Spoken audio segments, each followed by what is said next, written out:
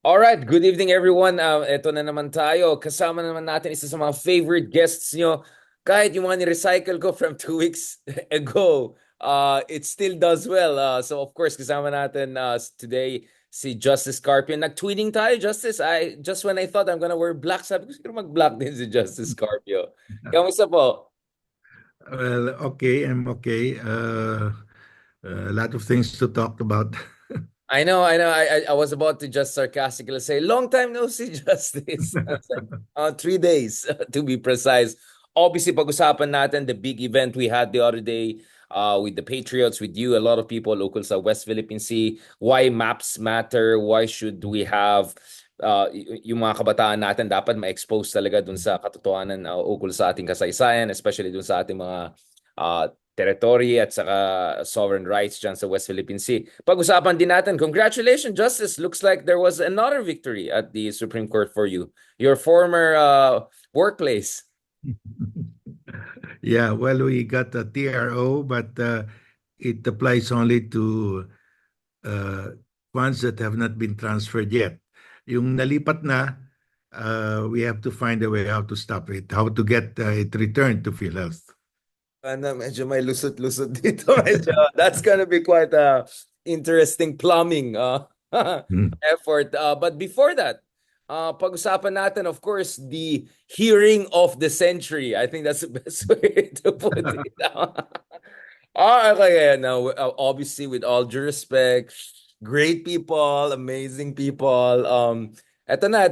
Justice, first of all, were you surprised that your kababayan from Davao dropped by this hearing? I mean, was he ready for scrutiny or was he ready for its showtime? What's going on there?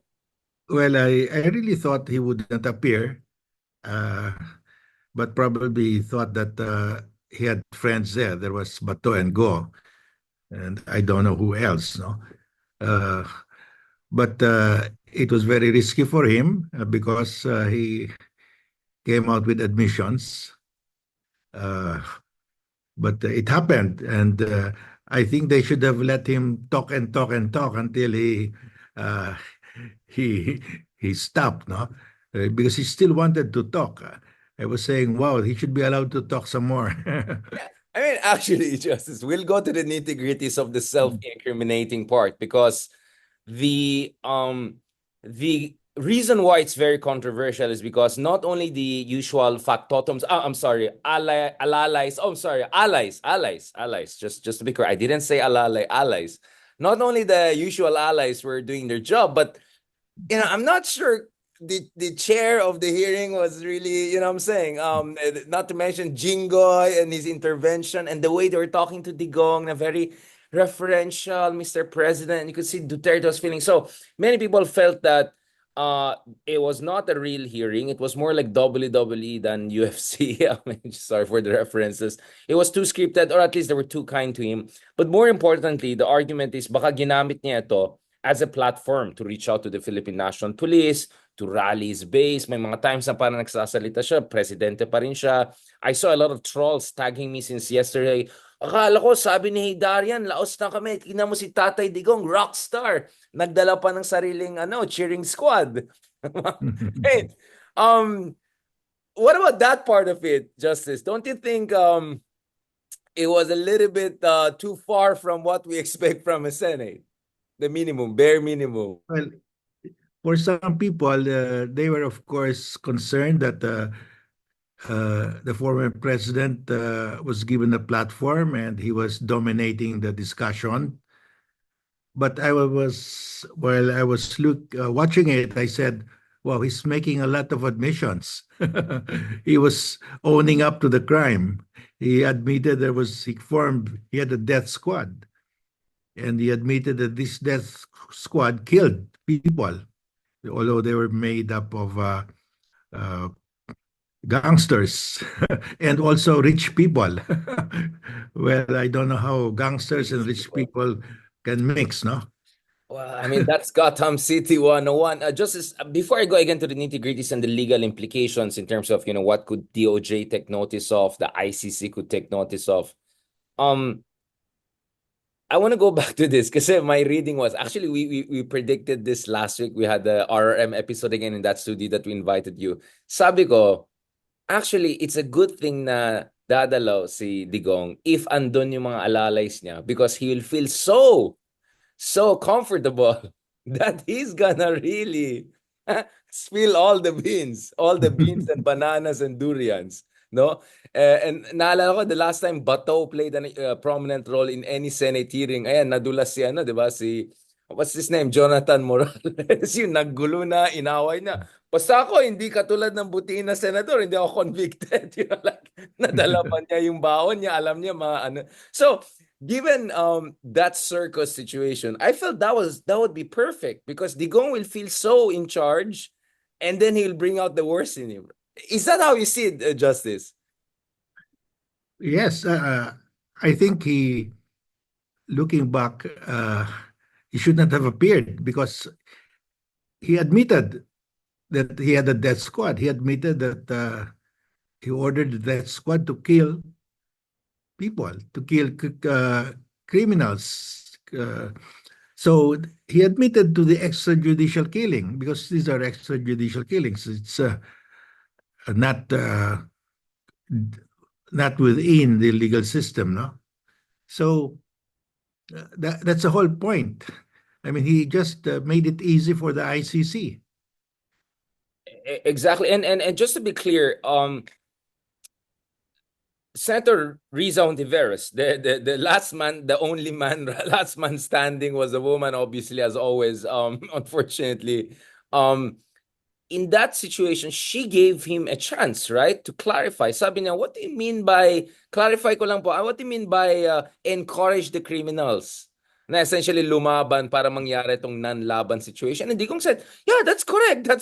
Like, and then sabi reason, no, that's incorrect. And then sabi niya, no, ako alam ko yung ginagawa ko. Prosecutor ako, presidente ako, abogado ako. Well, ikaw, Justice, you were a Supreme Court Associate Justice, and I would say legit. I'm sure hindi ka pasang-awa sa law school, so I respect your legal opinion more than that guy. Legally speaking, is it okay to encourage criminals to set on themselves for essentially being shut down by the police? Well, this defense of self-defense, because they will claim self-defense. Now, you must not be responsible of provoking the victim or the other guy. No, so if they provoke it, so that is not a complete defense because you provoke. There must be no provocation from you. And That's why would, yeah, like, why would so you there's do something that? inherently wrong with that defense that, okay, provoke mo, encourage them, Encourage them to get themselves killed, essentially, right? or give them a gun to use a gun against you. Di ba, ang sabi pa niya, para matapos na, para wala ng essentially ganun, di ba? Para matapos na, para wala ng complications, essentially wala ng due process. That's what he's saying, right? I mean, Yeah. it's essentially due process is a headache. I-shortcut na natin yan. And pumapalakpak pa yung mga tao. Diyan sa Senate, ibang klase talaga, nagdala talaga ng Well, the cheering squad yun, dala yun eh. Hakot yun eh. like, pati Senate, ginawang hakot talaga. I mean, parang barangay level talaga. Now, Justice, going back to this, what about the other aspects of Duterte's intervention? How are they incriminating in terms of contravention of due process? I like, for instance, yung idea ng presumption of regularity. You keep on hearing that from the Duterte people to kind of twist it to make it look na there was not something significantly wrong going on. Can you explain how is the presumption of regularity applicable here or actually not applicable? Well, the presumption of regularity, you cannot, if, for example, you encourage the guy to attack you, there's no presumption of regularity there because you induced him to attack you. That's not regular. So there are a lot of contradictory statements that he made. No, he claims if you claim presumption of regularity, then you cannot say that we induced him to attack us. That's not regular anymore. Right. Well, there's nothing regular really about Digong, right? To be honest, but I Yeah, mean, I'm there's just nothing regular in creating a death squad. I mean, the mere creation of a death squad is against the law because we don't have a, even the courts cannot order convict someone and impose a death penalty. We don't have a death penalty anymore. exactly. And going back to this, I mean, I remember President Ramos back in the day said that I think this was 2017. He said, "Hindi mo naman kailangang patayin all the way. Yung, even if assuming natin for the sake of argument, lumaban may barrel to, you can disarm them naman by shooting them in their foot. Yeah, you don't go headshot kaagad, in short, right? I mean, Yeah. so many In levels other before you words, go to that. Yeah, yeah, if you can disable him by shooting him in the leg, you have to do that. You're not supposed to shoot to kill right away. It's a last resort. and what about the so-called reward system? Meron din siyang mga sinasabi si BBM, si Digong about the whole reward system. In fact, tinanong siya about si Garma, sabi niya gaga yan si Garma. I mean like, what is your take doon sa mga sinasabi ni ukol sa whole reward system structure that was established per Garma and other testimonies? Well, that was confirmed by the video of Senator Go. He was Right, confirming that there was a reward system, and right. he announced it. So uh, there's so many people who can confirm that, and even Senator Go confirmed it. I mean, they were bragging about it, Yeah. explaining the entire reward system. So it's difficult for them to deny now because they voluntarily announced to the public at that time that Mm. they had a reward system. And you ask the mayors, they will confirm that. Honestly, Justice, I'm having a hard time kasi they're so ridiculous. I'm like, minsan parang patulang ko ba yung argument nila? But for the sake of, you know what I'm saying, clarity, I'm just thinking about, sige, patulan na natin yung mga argument. Kaya, sorry, Justice, you know, parang ang ginagawa natin, Justice, here is we're holding some people's hand and slowly, you know, like, Mhm. guiding them through the ridiculousness of their argument. Kaya, sorry, Justice, if I'm asking the presumption of regularity argument. Mhm. Now, in terms of yung sinasabi ni Digong, kasi I remember towards the end of kanyang intervention, this is where it was very political, right? Essentially, he was reaching out to the police and telling them, I'm your guy. We are in the same team here, right? Don't go against me. We're on this together. What is your reading of that? Is he trying to remind them that they have a blood pact? That lahat tayo may dugo sa kamay natin, so wag tayo magmamalinis dito? Or yung sinasabi niya na, actually, I am for police because you guys take all the risk. Hindi lang naman sahod eh. Diba? It's a very Trumpian argument, which is, the police are taking a lot of risks. No one appreciates their sacrifices. I'm the one who appreciates them. Yung ganitong argument. How do you read that, Justice Carpio? Well, yes, he said that, but he also pointed at De La Rosa. Ikaw, commander ka ng death squad. I mean, the poor guy, I don't know what he was thinking at the time. The person was telling him he was the commander of the death squad. So how can De La Rosa now deny that? And the president De La Rosa cannot claim that former President Duterte was just joking because he was under oath. When you are under oath, you cannot be joking. It's solemn. You are solemnly making a statement of what you are alleging to be the truth. And that what came out of his mouth saying, I will, so I swear to tell the truth and nothing but the truth. He pointed at De La Rosa and said, you are the commander of the death squad. So That yung was the mga meaning of that. so Justice, hindi pwede yung mga palusot nila. No, hindi, nagbibiro lang si Digong, symbolic lang yan. It's a Davao thing. Yung mga all of yung mga Wala, hindi. Because Ecoreche. he swore to tell the truth. It's a solemn proceeding. But He he also cannot just Mm. change his tune now. But didn't he also speak from five sides of his mouth? He'll say something and then, oy, hindi naman talaga ganyan. Di ba he would do this? I mean, that look like just a Digong midnight rant, right? It's just his usual stream of subconsciousness. Nung sa una, medyo ingat siya sa dulo, but yung pandang gitna, talagang ano Yeah. Digong-digong talaga eh. Yeah, when he felt confident, he just kept on talking. And I was saying they should just allow him to talk until he falls asleep. Mukhang madaldal siya that day. I think he slept the whole day and then went there. The way he went in, like parang okay, I had a long sleep. Yeah, he didn't want to stand. He didn't want to leave. He wanted to continue the proceedings, and they had to pick him up. And you could also see he has no respect, no? I mean, he's like habang nagsasalita si Coco Pimentel, hindi, ayoko na umalis.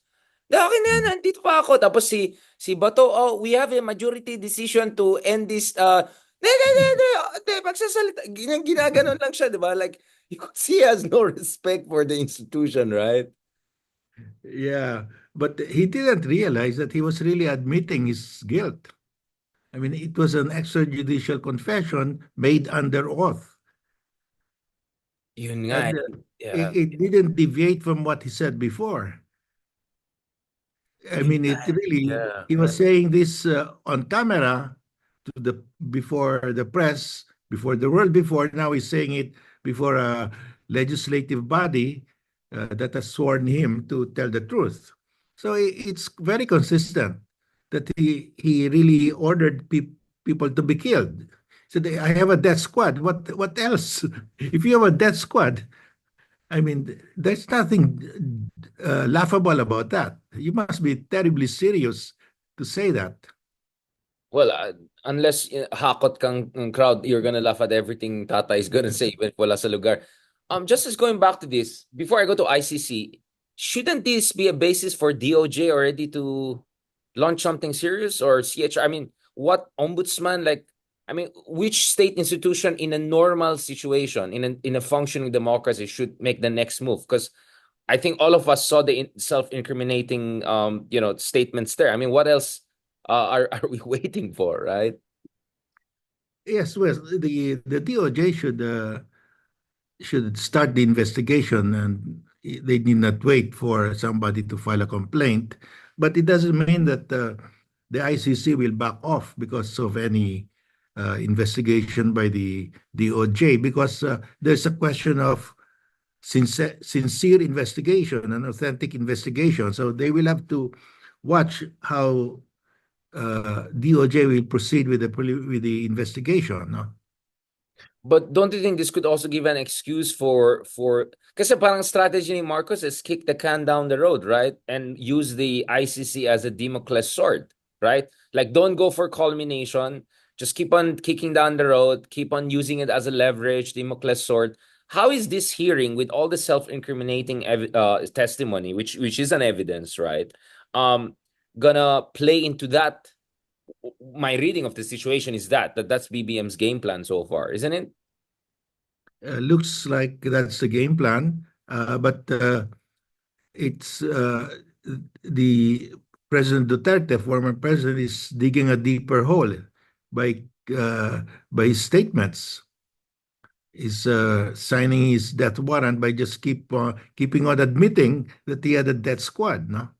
And and you can point to the number of people who died because of this death squad. We all know at least 6,000 people per admission by the PNP, and the uh, the human rights lawyers are claiming upwards even beyond 20,000. No? So, Justice, what you're saying here is that there's enough testimonial evidence, thanks to Digong's essentially big mouth and lack of his incontinence, if I can put it, his inability to restrain himself. Dahil dyan, sa tingin nyo, may sapat na ebidensya na tutulong doon sa kaso ng ICC. At dapat medyo Yes, mapaya ng DOJ, dapat gumalaw-galaw na sila. Essentially, yun po yung argument nyo. yes. You have to factor in addition to the testimonies of Matubato, Las Cañas, and there's a third uh, star witness with the ICC. You add that with the confessions, actually judicial confessions of Duterte, and you've got a very, very strong case. Yeah, so in that sense, Magpasalamat tayo kay Bato kasi he not only made sure Duterte self-incriminates, Duterte also incriminated him, right? So actually, Yeah. it was How can good. he, how This can was now good. he, yeah, how can he now say that Duterte was just joking? It was a serious Rockstar proceeding. daw, rockstar daw si Digong. He's like, these people don't really understand how this works, right? Akala na sila pa rin nasa poder eh. Yeah, probably they thought they could just uh, they could retract what they say at any time, but you cannot retract this.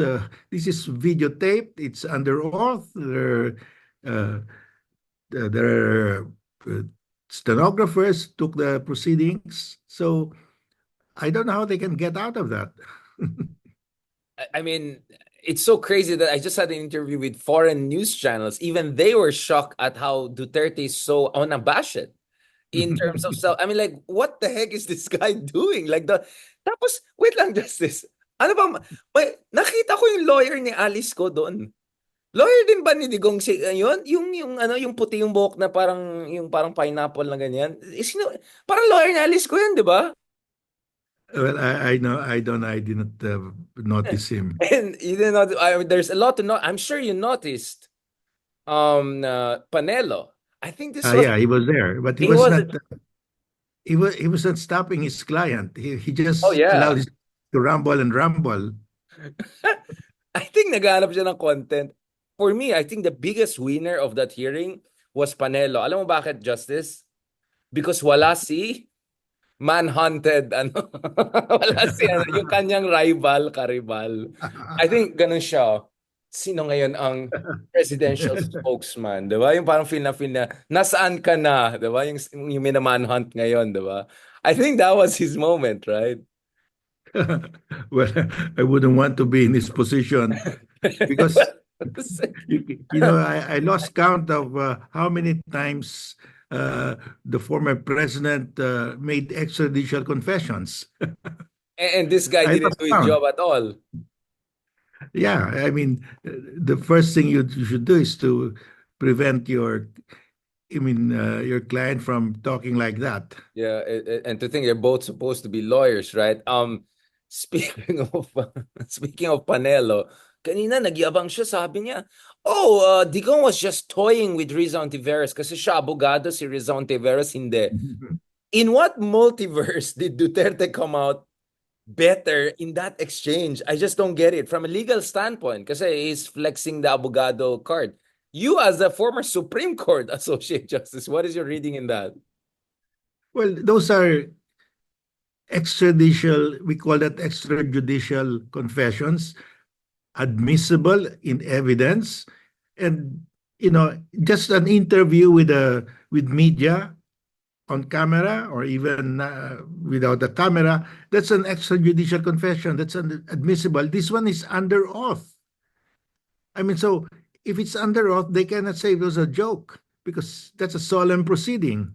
So that took away their usual excuse that it was just a joke. They cannot say that anymore because he said, I swear to tell the truth and nothing but the truth. So that prevents him from claiming that I was just joking. Well, it's one thing to joke when you're the president and you control all the levers of power. It's another thing to joke when you're actually on the losing side of a political war, right? So this tells you Digong is probably not that smart, right? After all, I think people have been. I think he's overestimating his magic. I mean, it's one thing to bring hakot crowd and cheer on you, but a lot of people were like this guy is like digging his own grave, big time. Now, Justice, I want to ask a little bit more personal question on this whole issue of extrajudicial killings before we transition to obviously other issues that are very close to your heart. Don't worry, yung mga ka-DDS natin, si BBM naman ang next na titirahin namin. Don't worry. Okay, we're fair. Okay. But Justice, obviously you and I, one of the reasons we got to know each other more throughout the years is because of our advocacy yung ating adhikain sa West Philippine Sea, right? At regardless of what some clowns say, actually it was not an easy fight. We had to deal with Chinese trolls, pro-China trolls, all sorts of harassment. I don't know kung either of us is welcome back in China or Hong Kong anytime soon. Na-miss ko pa naman in Disneyland doon. Joking. But obviously, Justice, you couldn't ignore like mass murder that was happening across the country. You coming from Davao, you know the modus operandi of the Dutertes. What is your read of that humanitarian catastrophe? And on a personal level, maybe one day you should, write your proper memoir on this. But on personal level, I know you had already a lot on your plate as a Supreme Court justice. But how are you processing, both legally and emotionally, the fact that tens of thousands ng ating mga kababayan ay kinakatay? I mean, just to create this illusion na, Duterte is the man who brings law and order and all of that. I mean, some would even say that was fascist. Well, for fewer people killed, for fewer people massacred, maybe less than 100, a lot of military officers, politicians have been convicted of crimes against humanity. You are talking here officially of 6,000 people, but I was in the Supreme Court and we had that resolution. We quoted the PNP official publication that they had over 25,000. There were over 25,000 people killed in the drug war. And they were saying that these 6,000 were killed in police operations, and the rest were killed by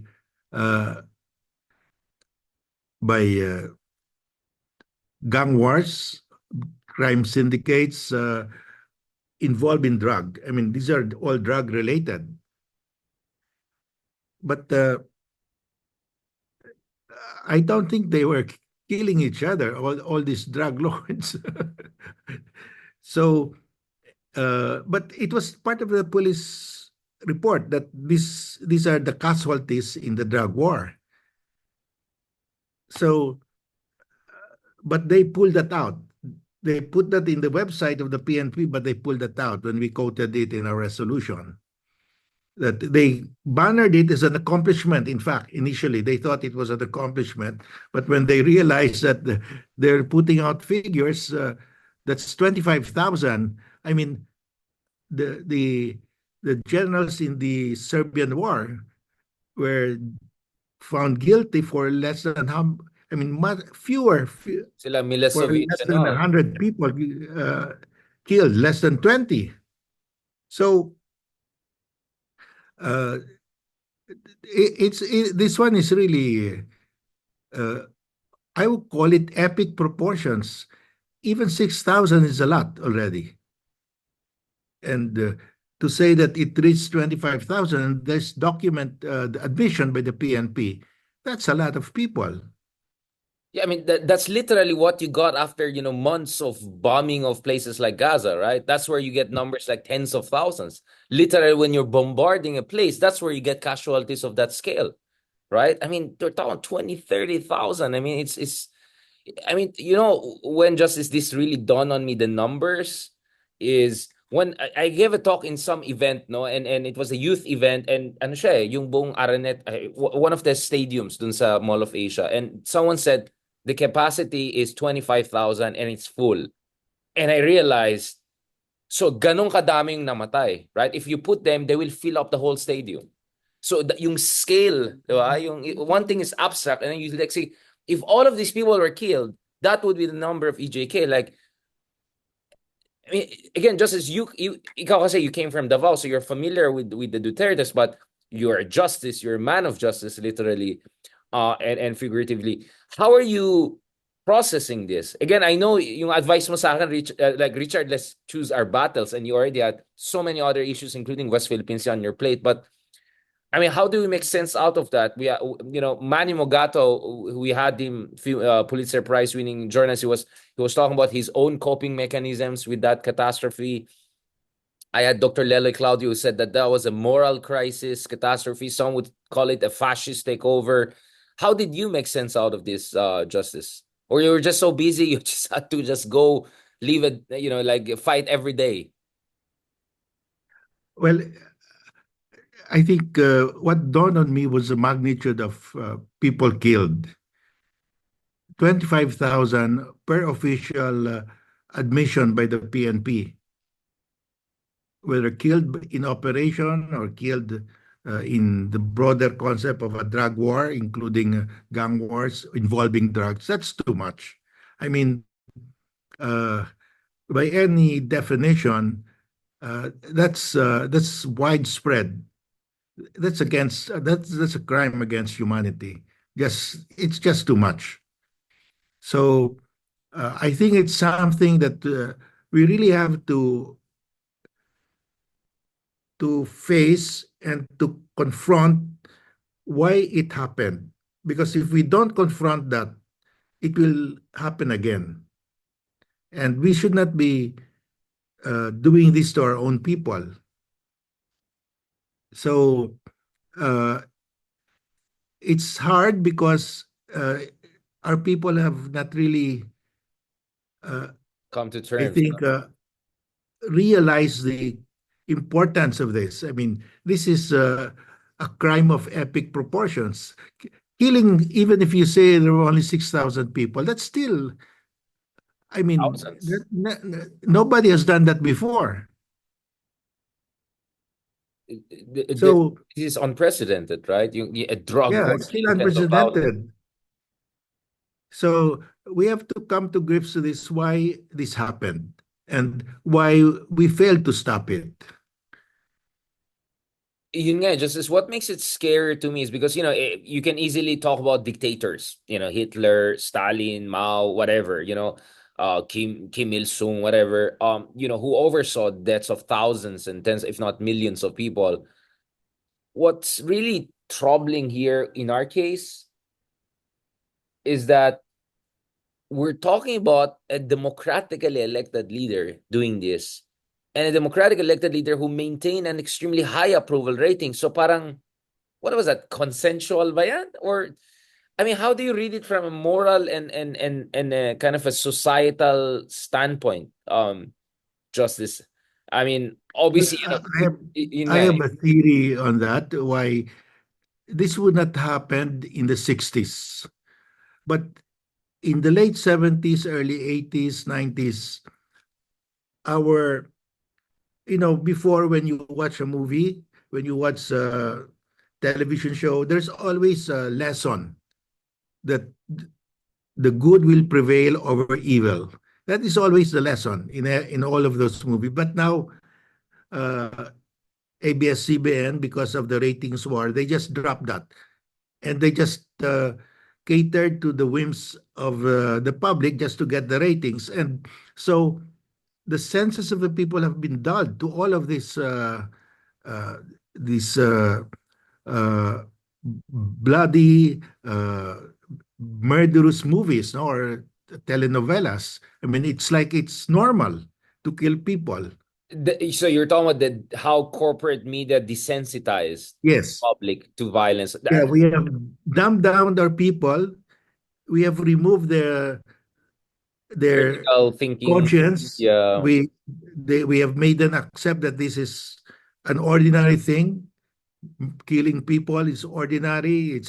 So when it happens in real life, they just shrug their shoulders, Ako, and naalala ko that's yung, why yeah, uh, I'm amazed that, or really horrified that it's accepted, and we have to recover our values. That this thing should not be allowed. hindi But lang tolerated, but it was even celebrated. I know people even off the record, they would tell me, tama lang yan, para magkaroon tayo ng ubusin na yan. I mean, there were some people on the record from some private schools. I won't say what school. They called these people cockroaches. I mean, that's like the language the Nazis would use against yeah, Slavic people or religious men. I mean, this is fascist stuff. So that's really what shocked me to my core. And to be honest, Justice, until now, hindi pa ako fully nag-recover kasi the last thing I want is lose faith in our people. I have faith in the Filipino people. Both of us have. That's why we're fighting for our country in our own ways. At the same time, we really have to come to terms with it. This was crazy stuff. Yeah, People we have cheering to on this. do a lot of re-educating, re-immersing ourselves with human values, because life has no more value now. Just as interesting, we had David Nye, former journalist who also worked with ABS-CBN before he went abroad. Nag-work siya eventually sa Global Times, diba? So he's now spilling the beans about Chinese propaganda. But our conversation started, you know how I do the things, diba, Justice? I first go through the history before I go to the topic. So, ang dami niyang nilaglag. Sabi niya, galit na galit siya sa TV Patrol noon. Na not only itong binago yung lingwahe, pero naging sensationalist. And speaking of sensations, ako pinakauna kong mga naalala sa TV Patrol is patay, patay, sanggol, patay, patay. Yung ganun, every day you hear patay, patay, patay. Like that first, you're right, it desensitizes you. And second, it also creates this idea na parang ano na tayo, narco state na tayo, na parang grabe na. Well, so it was so easy for Duterte to come in and just say, tignan no, dami na mamatay. So kailangan yung katulad ko para matapos na to. Patay na natin lahat ng mga kriminal na yan, di ba? So I think this, you're right, this information media ecosystem, unfortunately, primed the public for someone like Digong. Yeah, we in our movies, in our television shows, we have removed the moral of the story. There's no more moral. I mean, evil can triumph, and it's accepted already. So we have abandoned that the inculcation of values. So the media, TV, radio, have abandoned their mission of inculcating values on our people, and this is the result. And you have the result. People will say, hindi bali na nagnanakaw yung government official basta may parte kami. So, and everybody's doing it now because you know that if you steal from the government, as long as you give it to the people, they will still vote for you. And that's the big problem. We have descended so low already. Yeah, our standards are very low. But I think we have discussed a lot about Team Kadiliman. Doon naman tayo sa kabilang team for now, Justice. Let's talk about irregularities. I won't call it corruption. Para lang malaman ng tao we're fair, no? It's just at their levels. Mass murder for me is the worst evil that any president can do. Kaya for me, worst president pa rin si ano. But doesn't mean we're gonna forget also about irregularities. Now, Justice, there seems to be a little victory, at least kanina, and that little victory is the Supreme Court has finally issued this TRO. Can you tell us a little bit about what happened here and what are the implications and what should be the next move by those who want Well, accountability? Richard, they had a plan, the government of Marcos Jr. to transfer 89.9 billion, about 90 billion of trust funds of PhilHealth, to transfer it to the National Treasury. The National Treasury will give it to other agencies. We were able to stop the transfer of 30 billion only. So the 60 billion was approved earlier before the TRO, and that's not covered by the TRO.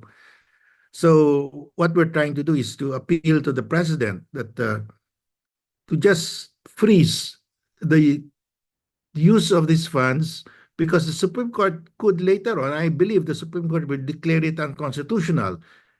And it would be unfair that the bulk of the funds would have been spent and it could not be returned anymore, because even if the law says that the government official responsible for the release for that unconstitutional act will be personally liable, you cannot recover 90 billion or 60 billion from Secretary Guilt of na siya eh. Finance. Yeah. He will not be able to return that money. So because therefore the damage is irreparable. It cannot be repaired. It cannot be. They cannot reimburse that money, so it should be stopped. But the problem is we were able to stop only 30 billion because the funds have been transferred 60 billion. So we are appealing to the president to be fair. I mean, he is in control of the executive department, and he should tell his people don't spend that because it could be declared unconstitutional. And it's unfair to the poorest of the poor of Filipinos who depend on medicine and other health benefits from PhilHealth because they cannot find any other, there's no other source of life-saving medicine for them. It's only PhilHealth. So we're appealing to the president to just stop the use of these funds. So So, that's the Mhm. situation basically, because I think with the Supreme Court saying that we issuing the TRO, you issue a TRO if there is a clear legal right in favor of the petitioner. We are the petitioner. So in fact, the Supreme Court is saying there's a clear legal right. And second, the second requirement is the damage cannot be repaired. So you have to issue the TRO. And in this case, the damage cannot be repaired because nobody can return 60 billion pesos. Well, I mean, let me disagree with you, Justice, on that. Last time, baka namang pera dyan sa Batangas. Just kidding. Parang buong pamilya lahat natin. No, I'm just kidding. Okay. Baka naman, maano tayo dyan. But, wala lang yan. How much lang yan? No, no, just kidding. Justice, so what you're saying here is, etong decision ng Supreme Court, Korte Suprema, is enough signal for BBM to just do executive corrective move here and wag na hintayin mapunta pa ito all the way until next year. Is that what you're saying? Na Yes. or just tells But you something is wrong, so you should do it. The rest you should do it yourself. yeah, the argument that they need the money, there's a solution for that. PhilHealth can buy treasury bonds, and so the cash goes to the government, they can use it. But at least PhilHealth does not lose the money. The money is still there when the money is needed by the poorest of the poor of Filipinos. But if you allow this to be just taken out and without no chance of being returned, that's terrible because that's the money of the poor, the poorest of the poor. So I think the happy solution is for the president to say, okay, return the money, PhilHealth, you buy treasury bonds, so the cash goes back and the government can use it for whatever it wants. So That's my that's an proposal. right. That's your proposal. And of course, I don't want to. I'm sure there's confidentiality here, but to the degree that you can say in public, do you feel there's enough amenability, by the commander in chief to this compromise or correction, if I can put it? Yeah, he has control because the president has control of the executive department. He can reverse any of their decisions or direct them to do a particular act. That's the meaning of control. So ultimately, it's his call. That's why I'm making it public. It's the call of the president. Mr. President, there is a solution. And you can do this to save the poorest of the poor. The ball is in his court right now. The Supreme Yes. Court has done its part. Just quickly before we go to the West Philippines in the latter part of this discussion, Justice, I mean, what is your read in terms of what should the opposition do if ever the president is not amenable to make a corrective move? Do you think that you have to make protests, make some? Kasi parating ng election eh. Should this be a central issue for the opposition, knowing that pwede ma-weaponize din ng mga Duterte yan to cover up for their own even more allegedly heinous crimes? Yes. The opposition will use this issue, the PhilHealth funds, because this resonates with the poor, with the massa, because you're taking away money that will ayuda ito for them eh. So you're taking it away from them, and it's very easy to say it's the administration who's responsible for this. They took away your medical ayuda. Yung mga gamot ninyo kinuha nila. That's a very powerful argument against the administration, and I'm sure they will use it. They're starting to use it already. But to stop that from being used, the president can just order the return, and then PhilHealth can just buy treasury bonds.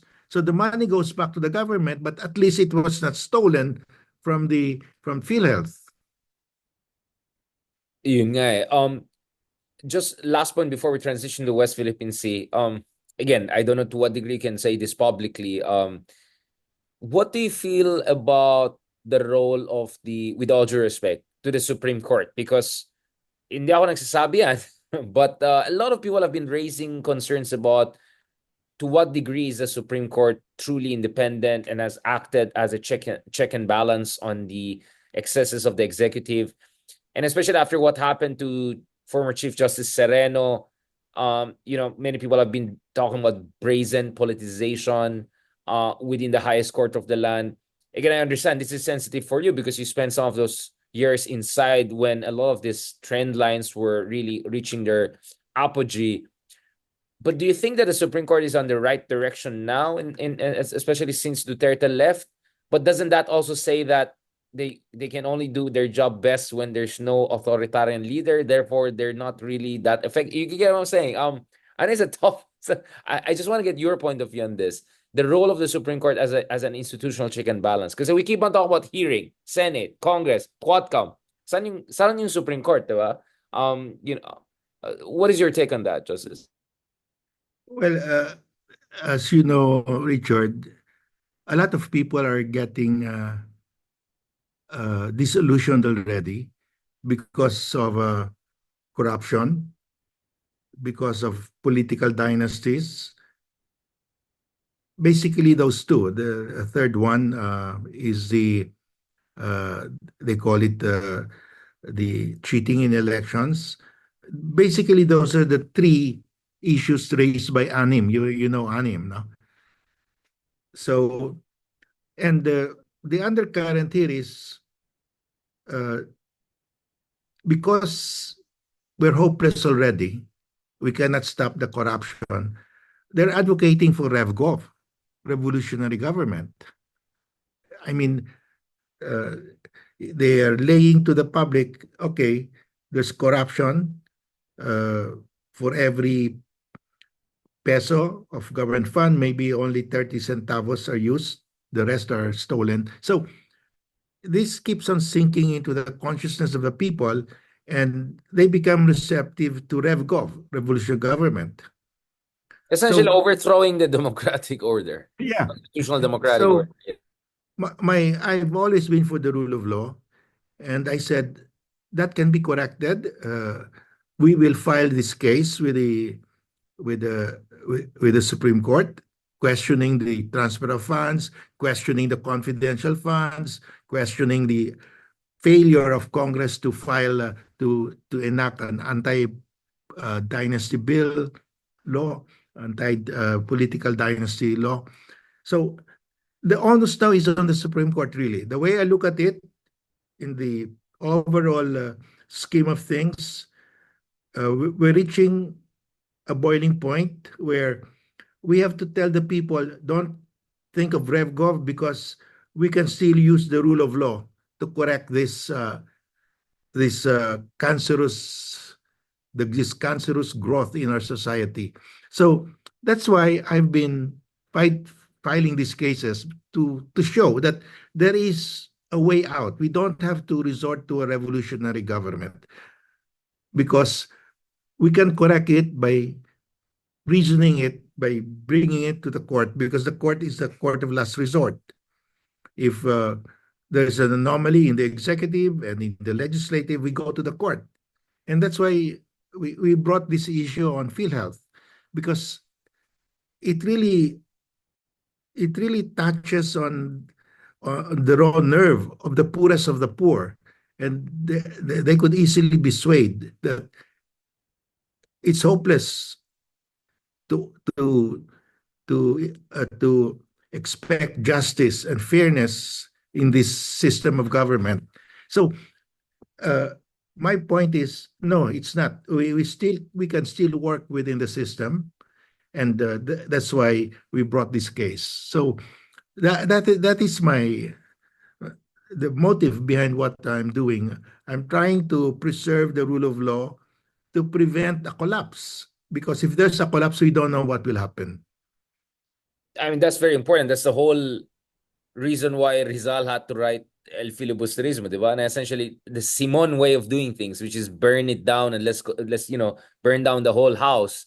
It's not gonna end well for anyone, right? Yes, and we will be set back again because any political political disturbance, upheaval here will set us back economically. We will be far behind again. and others will exploit it. China will take even more chunks of West Philippines the more Yeah, unstable and weak we are internally. So I think people yeah. have to If we understand. are not united, our enemies, foreign enemies, will take advantage of that. So uh, I think the focus now, the onus is on the Supreme Court to look at this in a broader scheme, because people are getting disillusioned. I can feel it. You Absolutely. can I mean, feel it, I'm sure. Duterte's victory, right? Erap's victory, Duterte's victory, even BBM's victory, all of these are protest votes. These are protest votes. I mean, people have just lost faith in reform and rule of law and all of that. So if Ibarra was wrong per Rizal and Simon is even more wrong, how can we really push for transformative change, justice, in ways that liberal reformists were not able to do? Kasi I think both of us can agree, ang dami rin ng kakulangan ni Ramos, ni Pinoy, despite their best intentions. How do we do it better this time? Dapat ba mas palaban tayo? Should we be even more aggressive and unforgiving to masyado ba tayong soft on people who are na binabastos yung ating sistema? What should we do? More mobilization? Well, we have to get back our values because we have lost a lot of our values, and appeal to uh, remaining uh, the remaining bastion in government that can correct this uh, these aberrations. No, so that's why. Well, we won a little victory there in the TRO, but that will be nothing if the entire funds, if the rest of the funds will be lost. No, so we need this victory to show to the people you don't have to ask for a rev gov because it can be done if we follow the rule of law. I'm always for that. That we can solve this to the rule of law, but it's difficult to uh, to to work on this. But we don't have a choice because the alternative really is uh, rev gov where there are no rules. Yeah, absolutely. Desperation is dangerous. I think warning shot na yung nangyari kay Digong and how far it could go with. So to be fair also, I mean, we can talk about lack of critical thinking because of our education systems we can know, but we also have to, I think this is where I come in, we also have to understand bakit bukas ang tao sa isang katulad ni Digong dahil desperado din sila sa tunay na pagbabago. Except yung nakuha natin pagbabago ay mas it set us back even more, not to mention costing thousands of lives. Now, Justice, let's go to the last part of our discussion. West Philippine Sea. This is one area that I think we're moving in the right direction precisely because we move in such a wrong direction, right? Under Duterte. So I think that was really a wake-up call. So West Philippine Sea has become much closer to our sense of urgency, policy discussion, almost a gut issue in ways it never was, thanks to how scary it got during Duterte's time. And one person that obviously played a very important role in mainstreaming the West Philippine Sea issue and making it sure na ito ay relatable sa bawat Pilipino at the most fundamental level of consciousness and nationalism. It's you, Justice. And one of the means that you deployed are maps. Dahil napaka-visual ang Pinoy, di ba? Hindi visual sa libro, pero visual sa maps. Can you tell me a little bit about the journey, the Velarde map, and all of these different maps that you've put together, and also yung latest na ginawa natin over the weekend ba yun or so, that was the Philippine National Library event we had. Can you tell us a little bit about that and the importance of that? Yeah, well, I have what I call the Four Maps Project to establish Philippine sovereignty over Scarborough Shoal and the Calayan Island Group. And we start uh, with the Murillo Velarde map. Then the next map is the 1808 Carta General, and then the 1875 Carta General, and finally the Treaty of Paris map. Now, uh, the, the map will easily show to school children and to the public why we have sovereignty over Scarborough Shoal and the Calayan Island Group. No? And the 1734 map is called the mother of all Philippine maps because it was widely copied. And you can see there, when you look at the map, you can see Scarborough Shoal there. It's called Panacot. It was called Panacot at the time. And then you can see Los Baos de Paragua. That's the Spratly. So way back in 1734, when nobody else claimed Scarborough Shoal and the Spratlys, we claimed them as part of Philippine territory. And that map is an official map, the first official map of Philippine territory during the Spanish regime. And the 1808, that was uh, the next map, official map of Philippine territory. And you can see Scarborough Shoal there with deaf soundings because Malaspina went to Scarborough in 1792 because it was famous because the British thick clipper ship Scarborough ran aground. European cartographers renamed the shoal Scarborough. And so he went there and he measured the depths around the rocks to guide navigators. And in 1808, when they made a new map of the Philippines, they inserted that survey. Very unique because the rest of the country had no hydrographic survey, no depth sounding. So you can easily see that that's special to the Philippines.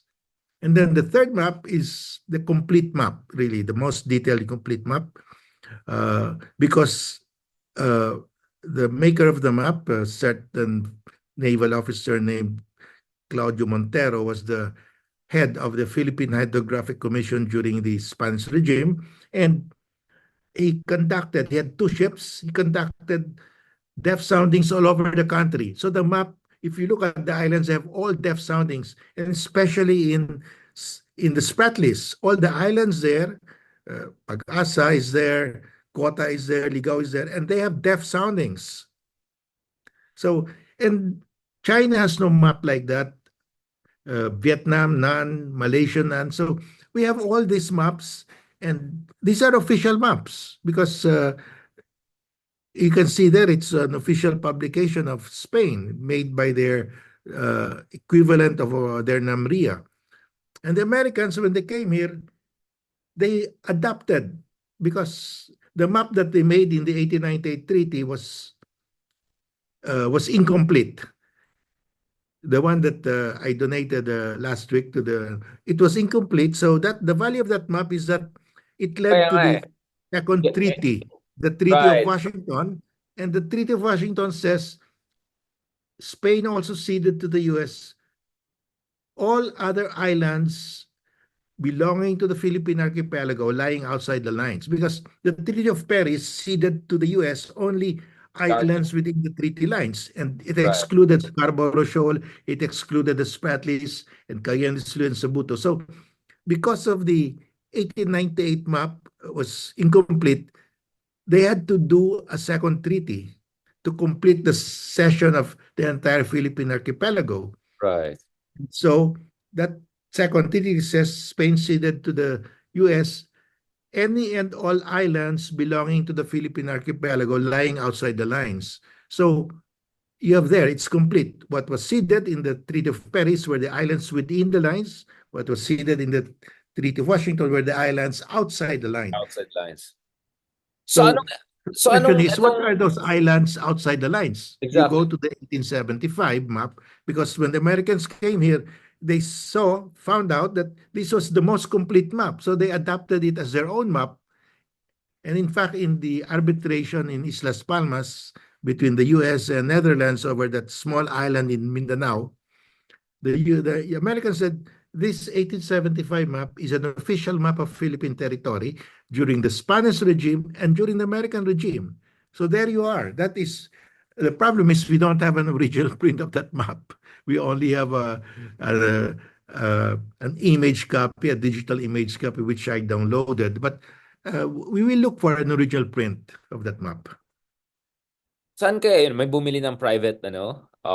Yeah, in the Investment. auction houses, I saw two that were sold already. I was too late, but maybe now and then a collector would offer it for sale. So we will just have to wait. Yeah. At obviously hindi siya mura. So yeah, more power to you, Justice, and the rest raising the money for that. Last point on this. Actually, I was a bit disappointed, Justice, with our event at the National Library dahil hindi mo binanatan si the man, our ancient legal luminaries, right? Mendoza and Enrile. Bakit? Mabait ka masyado nung araw na yan, Justice? Was it because may bagyo and all? Well, well, I want them to retract. So the message there was, let's have a common narrative because we cannot beat China if we're divided. And we have proof here that your statements in the past were wrong. So just correct it for the sake of the Filipino nation. So you have to be kind to them, and hopefully they will agree with what you want. Kaya pala walang question and answer. Sana ipupush sana kita pang content eh. Actually, I live streamed part of your discussion and there was a lot of response. Sabi ko, dami palang gising sa umaga and all, no, sa atin from all around the world. Mabuhay ka, Justice. Thank you so much for what you're doing. So, that means na yung ating mga kabataan, pwede na nila makita itong mga mapa na ito dyan sa National Library at saka yung mga ibang mahalagang lugar. Yes, according to the director of the National Library, they will open it this November, the permanent gallery where they can see the 1734 Murillo Velarde map and the 1898 Treaty of Paris map. Right. On that optimistic, well, slightly more optimistic note, kasi medyo na-depress na tayo dun sa earlier parts of discussion. Kasi parang you imagine, grabe yung challenge talaga sa atin for good governance and all of that. But I would say one of the bright spots is at least pagdating sa West Philippines, nagkakaroon tayo ng public consciousness, at least nagkakaroon tayo ng political consensus. Diba? Just remember how far we have come since 2016. Yes, yeah, we imagine that we were fighting our own president. That Yeah. was terrible. Those were very difficult days. I mean, he was fighting the governor of China. I'm sorry, fighting the president of the Philippines back then was really, really something, right? So The president of the Philippines was the one defending China's invasion of the Philippines. kaya minsan I wonder, Justice, maybe abogado si Digong pero hindi sa Philippines. Abogado siya ng Chinese Constitution. Kasi parang galing-galing niya mag-defend ng China pero ang sablay niya mag-defend ng sarili niyang bansa or ating saligang batas, di ba? I wonder where he got his like legal theories and ideas. On that note, thank you so much, Justice. Is there a particular thing you want people to check out? So aside from the National Library, where can they find the other maps? The Velarde map, AIM ba yun? Saan ba yung mga ibang maps? The Velarde map is also in the National Library. National Library, So yeah. two maps there. We're trying to look for an original print of the 1875 map. Mabuhay ka, Justice. Alam mo naman, I love this talking to you forever, but pneumonia na si Ronald sa kakadaldal niya. So I'm suddenly now conscious not to overtire our special privileged guest. Lalo ikaw, mas special ka pa kay Ronald para sa akin. So thank you so much, Justice. Please get good rest. Take care of yourself. Mahaba-habang usapan ito. Elections is coming. So looking forward to meeting you in person again and continue these great conversations, including with the maps. Salamat po. Thank God you, bless, Justice. Richard. Thank As you, always. and thank you to our viewers. God bless po. Thank you so much. Mabuhay po kayo.